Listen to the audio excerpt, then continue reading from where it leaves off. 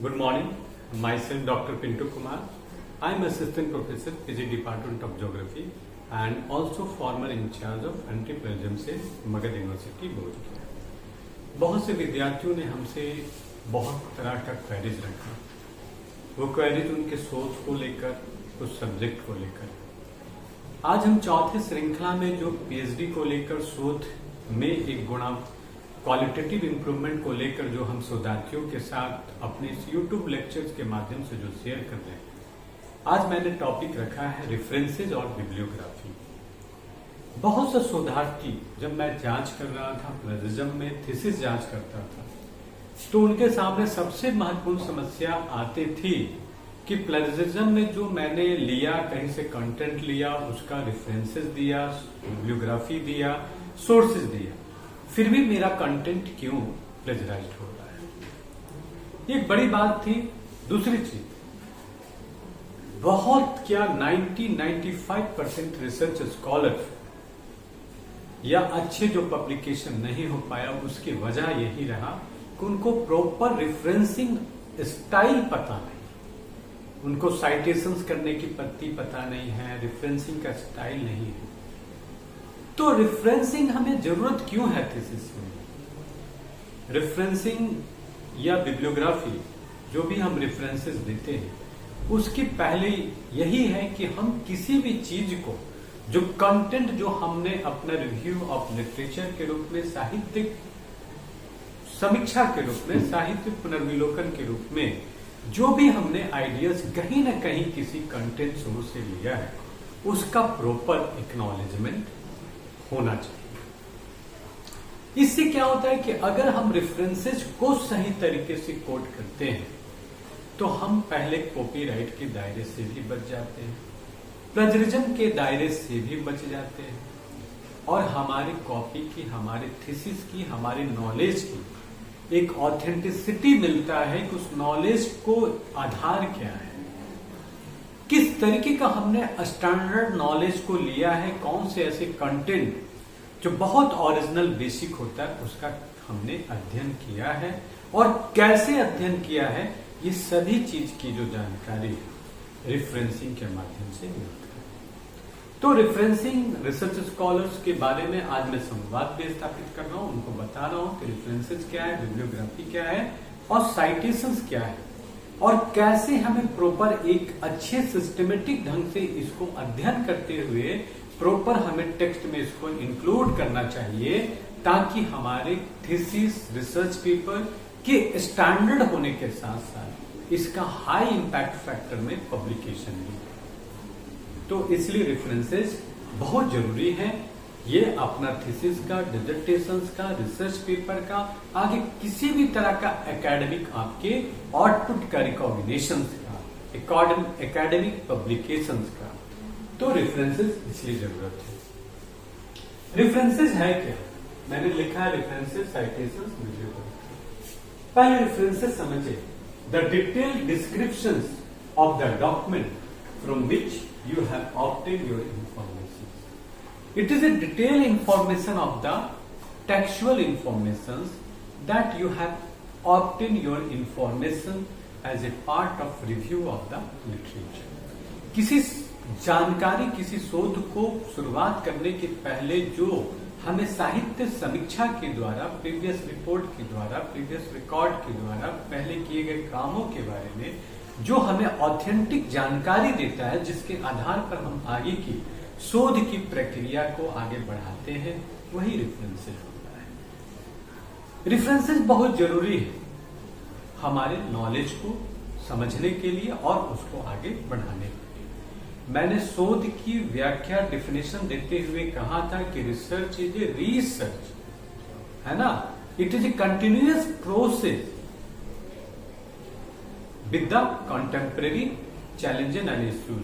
जो भी हमारे समकालीन चुनौतियां हैं, उसके हिसाब से हम उसको अपने शोध के द्वारा एक समाधान करने की एक अनवरत प्रक्रिया है, जो आज कंप्लीट हो सकता है, फिर नए चुनौतियों के साथ उसी शोध में एक नया स्वरूप में भी अध्ययन करने की जरूरत पड़ेगी, पड़ती ही रहती है। तो इसलिए references the detail descriptions of the document from which you have obtained your information. Referencing is a way of demonstration that you have gone through original text. References बताता है कि आपने कैसे किसी चीज की ओरिजिनल चीजों को कंसल्ट किया है अपने शोध की प्रक्रिया को समझने के लिए, उनकी वास्तविकता को समझने के लिए. इसलिए रेफरेंसेस बहुत जरूरी है जो साहित्य समीक्षा के रूप में करते हैं. रेफरेंसेस एक लिस्ट है, पर उस लिस्ट का हम क्यों कहीं पर कॉपी कर रहे हैं. किसी बुक का अध्ययन किया, थीसिस का अध्ययन किया, उस कौन से ईयर्स में कौन सा पब्लिकेशन है, कैसे हुआ, उसके लिए जब हम राइटअप लिखते हैं साइटेशन की जरूरत होता है. अब यहां पर समझने का प्रयास करिए कि बहुत से रिसर्च स्कॉलर करते क्या है, पूरा टेक्स्ट लिख दिए चैप्टर्स के फॉर्म में, टॉपिक के फॉर्म में, और लास्ट में एक लिस्ट दे देते हैं, ये किताब, वो किताब, ये रिपोर्ट, वहां से लिया, यहां से लिया, न्यूज़पेपर, यूट्यूब का लिंक, गूगल का लिंक, ये दे देते हैं. That is not meaningful. आपने दिया, अगर उस रेफरेंसेस का कहीं पर प्रॉपर साइटेशन जो आपके थीसिस से, आपके चैप्टर से, आपके रिसर्च से उसका कोई रिलेवेंसी नहीं है, उसकी किसी भी टेक्स्ट को आपने कहीं थीसिस में इंक्लूड नहीं किया है, चैप्टर में इंक्लूड नहीं किया, वो रेफरेंसिंग लिस्ट इनवैलिड है, इनएप्रोप्रिएट है. इसलिए रेफरेंसेस की जहां बात होगी वहां साइटेशंस की भी बात होगी. साइटेशंस क्या है? Acknowledging those reference material into the text. कोई भी रेफरेंस अगर आप दे रहे हैं और उस रेफरेंस को अगर टेक्स्ट के फॉर्म में कहीं पर साइट नहीं करते हैं तो references can not be in A proper और सिस्टमेटिक. मैंने बहुत से रिसर्च स्कॉलरों के साथ जब बात करता हूं, संवाद करता हूं, तो उसमें यह समस्या देखने को मिलता है कि पूरे चैप्टर तैयार कर लिए और लास्ट में एक लिस्ट दे दिए. मैंने पूछा क्यों दी? ऑफ कोर्स कुछ रेफरेंसेस आपके चैप्टर से मिलते हैं, लेकिन उन रेफरेंसेस का, उन जो टेक्सचुअल इंफॉर्मेशन का आपने अध्ययन किया है, वो कहां पर किस संदर्भ में लिया गया, इसकी साइटेशंस के द्वारा ही अभिव्यक्ति होती है.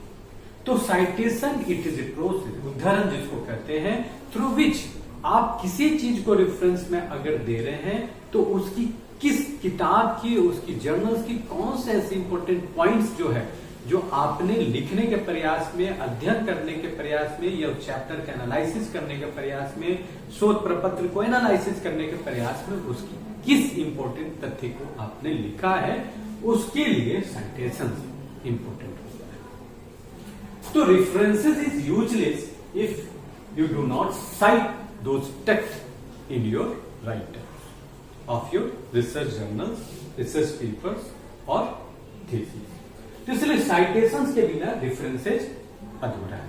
लेकिन रिसर्च स्कॉलर बहुत सारे जानते हैं, पूरा लिस्ट लिख देंगे रेफरेंसेस का और साइटेशन देते हैं. हम बहुत बारी बारी से हर एक चीजों को देखेंगे. और बिब्लियोग्राफी क्या होता है? It is a list of everything whether you have consulted directly और इनडायरेक्टली. बहुत बार ऐसे होते हैं, इसको संदर्भ ग्रंथ कहते हैं, रेफरेंसेस को संदर्भ सूची कहते हैं हिंदी में, साइटेशन किसी चीज को उद्धरण करना. बिब्लियोग्राफी एक ऐसा संदर्भ ग्रंथ, कई बार ऐसी चीजें होती हैं जो हम बहुत सा ऐसे जानकारी लेते हैं जिसका प्रॉपर वे में हमें उदाहरण देने की जरूरत नहीं होती. नहीं है, आइडियाज हम क्रिएट करते हैं, आइडियाज हम बनाते हैं. ऐसा वीडियो से भी होता है, ऑडियो से भी होता है, बहुत सा ऐसा डिस्कशन हो जाता है, बहुत सा ऐसे पॉइंट होता है, बहुत से ऐसे जर्नल मैगजीन जिसको हम प्रॉपर साइटेशंस नहीं कर पाते, इन टेक्स्ट साइटेशन जिसको कहते हैं. तो ऐसे चीजें जो प्रॉपर इन टेक्स्ट साइटेशन चैप्टर्स के फॉर्म में नहीं करते हैं या कहीं पर उसका प्रॉपर नहीं होता है, लेकिन उसका आइडिया हमने लिया उस थीसिस को समझने में, उस रिसर्च पेपर को, तो ऐसे चीज बन जाते हैं, तो उसको बिब्लियोग्राफी के फॉर्म में रखते हैं. ठीक है, उसको बिब्लियोग्राफी कहते हैं. जब हो तो उसको स्टॉप कर देना, स्टॉप नहीं. तो इसलिए हम बात करते हैं. अब आते हैं, बिब्लियोग्राफी तो हो गया है ना, किसी चीज को समूह में. स्टेप्स इन रेफरेंसेस क्या होता है? स्टेप्स ऑफ रेफरेंसेस, हमें रेफरेंसेस करना कैसे, रिकॉर्ड फुल बिब्लियोग्राफिक डिटेल, पूरा बिब्लियोग्राफी का डिटेल देना है, कौन सा ईयर है, कौन सा पब्लिकेशन है, डेट क्या है, कहां से थीसिस हुआ, ये। उसके बाद इंसर्ट द साइटेशंस, साइटेशंस में आपको पॉइंट को रखना है, चाहे एक पैराग्राफ के रूप में रखें, चाहे लैंग्वेज के रूप में रखें, चाहे टॉपिक के रूप में रखें, उसको इंसर्ट साइट रेफरेंस लिस्ट के रूप में रखना है। तो ये स्टेप्स इन रेफरेंसेज होता है। इन टेक्स्ट साइटेशंस की बात करते हैं, जो साइटेशंस है, तो ऑथर डेट स्टाइल होना चाहिए। कोई भी चीज लिख रहे हैं, पूरा लिखा कि this book has been study in reference to know the detail study about तो इस प्रकार से जब भी होता है उसको ऑथर डेट स्टाइल में करते हैं। तो कई हमने पेजों का अध्ययन करने को उपरांत लिख रहे हैं, तो हम सिर्फ ऑथर का नाम, जैसे सविंदर सिंह 1996 98 जो भी है, जिस डेट को वो बुक पब्लिश हुआ, जिसमें बातें लिखी। और अगर किसी चीज का हम उदाहरण प्रॉपर पेज से ले रहे हैं, कुछ ऐसा पॉइंट या एनालिटिकल पॉइंट है जो प्रॉपर उसकी पेज पर लिखा, एक या दो पेज पर मेंशन हमने किया है, तो उसको पेज नंबर भी डालते हैं। जैसे Savinder Singh, suppose Singh 1996 page number 41, उसमें ये बातें लिखी। तो ऐसा कहीं पर लिखते हैं, उसको इन टेक्स्ट साइटेशंस कहते हैं। जब किताब में लिख रहे हैं, पढ़ रहे हैं, हमने इस चीज को, इसका रेलेवेंसी से चर्चा की और उसको हम लोग चर्चा करते हैं, तो उसको इन टेक्स्ट साइटेशंस। तो स्पष्ट तौर पर स्टेप्स इन रेफरेंसेस में हो गया records, full bibliographic detail, insert the citations, references list. In text citations में भी हमें लेना ऑथर डेट, लेकिन जहां जहां पर पार्टिकुलर हमने कुछ पेज से कंटेंट लिया है, तो एक पेज नंबर देखते हैं। अब आते हैं एलिमेंट ऑफ रेफरेंसेज, क्या क्या एलिमेंट्स उसमें होता है किसी भी चीज को। फिलहाल एलिमेंट्स ऑफ रेफरेंस लिस्ट से जानते हैं सोर्सेज ऑफ रेफरेंसेज क्या है। बुक हो गया हमारा, बुक अध्ययन करते हैं, जर्नल्स हो गया, न्यूज़पेपर मैगजीन्स हो गया, कॉन्फ्रेंस पेपर हो गया, और प्रोसीडिंग्स हो गए जो निकलते हैं, एनिमल्स रिपोर्ट हो गया, इंस्टीट्यूशनल और गवर्नमेंट पब्लिकेशंस हो गया, ई रिसोर्सेज हो गया, जितना भी वेबसाइट से, इंटरनेट से, जहां से भी हम डेटा लेते हैं, सोर्सेज लेते हैं, दैट इज पॉइंट। थीसिस हो गया, मैन्युस्क्रिप्ट्स हो गया, बहुत से पांडुलिपियां हैं, ताम्रपत्र हैं, ये सब है। आपका थीसिस एक मोनोग्राफ है, उसको भी लिया जाता है। जो डिजर्टेशन आप लोगों ने किया, वो भी एक रेफरेंस पार्ट हो सकता है कि आपने सर्वे कहीं से किया। वीडियोज हो गया, कोई भी यूट्यूब वीडियोज हो गया, टेलीफोनिक टॉक हो गया, ईमेल हो गया, सारी चीजें जो हैं ये सोर्सेज ऑफ रेफरेंसेस है। उसको आप दे सकते हैं कि किस संदर्भ में कब बात किया, कब ईमेल किया, कब नहीं किया। एलिमेंट ऑफ रेफरेंस लिस्ट में आता है कि कौन कौन से एलिमेंट, इन चीजों से कौन कौन सी चीजें हम रेफरेंस में डालते हैं। तो पहला ऑथर नेम हो गया, अगर कोई बुक है, जर्नल, उसका author name. Title of documents, किस तरह का, किताब का नाम क्या है, जर्नल्स का क्या नाम है, मैगजीन्स का क्या नाम है। एडिटेड बुक है तो एडिटेड बुक का नाम, किस चैप्टर से छपा है उसके लिए। डेट हो गया, डेट हो गया ईयर ऑफ पब्लिकेशन, किस ईयर में वो पब्लिश हुआ, वो जर्नल, थीसिस है ना। मंथ हो सकता है, कोई भी। प्लेस ऑफ पब्लिकेशन, कहां से पब्लिश हुआ, जैसे रावत पब्लिकेशन नई दिल्ली में होगा, कहीं तो उसका स्थान होगा, तो प्लेस ऑफ पब्लिकेशन। एडिशन कौन सा है, फर्स्ट एडिशन है, सेकंड एडिशन है, थर्ड एडिशन है, उसको भी मेंशन करना है। पीरियोडिसिटी क्या है, वॉल्यूम कौन सा है, कौन सा इशूज है, कौन सा पार्ट है, उस सब का नंबर भी मेंशन करना है। सीरीज कौन सा है, फर्स्ट वॉल्यूम का सीरीज है, सेकंड सीरीज है, थर्ड सीरीज है ना। जैसे कॉस्मोस के बारे में पढ़ते हैं, 15-16 वॉल्यूम्स है, ये है।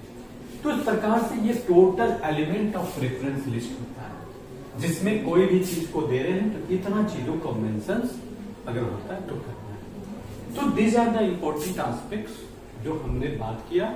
रेफरेंसेस क्या है, साइटेशंस क्या होता है, बिब्लियोग्राफी क्या होता है, स्टेप्स ऑफ रेफरेंसेस क्या है, रेफरेंसेस को कैसे करते हैं, इन टेक्स्ट साइटेशंस किस वे में करते हैं, डेट है, ईयर्स है, और पेज नंबर की क्या जरूरत होती है, सोर्सेस ऑफ रेफरेंसेस क्या है, किस तरह का हम लोग रेफरेंसेस को सोर्स में लेते हैं, और एलिमेंट ऑफ रेफरेंसेस क्या है, किस एलिमेंट क्या क्या है जिसको हम लोग रेफरेंस में जोड़ते हैं। इन सब को करने के उपरांत जो है अगर इस तरह का प्रॉपर वे में हम चलते हैं तो हमारे थीसिस, जर्नल्स, डिसर्टेशंस या कोई भी हम पेपर, रिसर्च पेपर पब्लिश करा रहे हैं उसकी अपनी क्वालिटी इंप्रूव होता है, बढ़ता है। नेक्स्ट क्लास में हम लोग बात करेंगे कि रेफरेंसिंग स्टाइल्स क्या है। उस रेफरेंसिंग स्टाइल में ज्यादा हम लोग एपीए, अमेरिकन साइकोलॉजिकल एसोसिएशन, जो सोशल साइंस और जनरली बहुत से इसके लिए जरूरत पड़ता है, उस स्टाइल्स के बारे में हम लोग जानेंगे। ऐसे शिकागो स्टाइल है, हार्वर्ड स्टाइल है, एमएलए है, मॉडर्न लैंग्वेज एसोसिएशन है, एपीए है, American psychological association referencing style है। इस प्रकार से बहुत से ऐसे रेफरेंसिंग स्टाइल हैं जिनको हम चर्चा करेंगे। तो आज का क्लास में हम यही रखते हैं। Thank you. ओके।